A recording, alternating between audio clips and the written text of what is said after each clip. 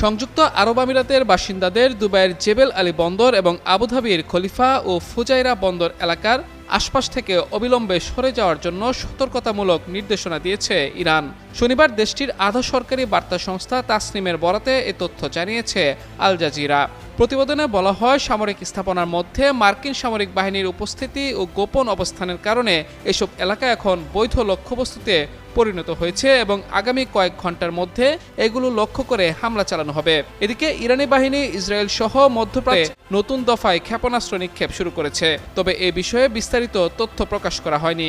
ইরানের প্রতিরক্ষা মন্ত্রণালয়ের এক মুখপাত্র জানিয়েছেন, তেহরান তাদের উন্নত অস্ত্রের ব্যবহার বাড়াবে, বিশেষ করে ব্যালিস্টিক ক্ষেপণাস্ত্র এবং আরও বেশি ক্ষমতাসম্পন্ন অন্যান্য ক্ষেপণাস্ত্র।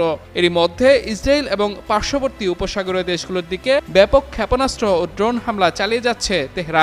পাশাপাশি কার্যত বন্ধ করে দিয়েছে হরমুজ প্রণালী, যার মাধ্যমে বিশ্বের বাণিজ্যিক তেলের প্রায় 1/5 রপ্তানি হয়ে থাকে।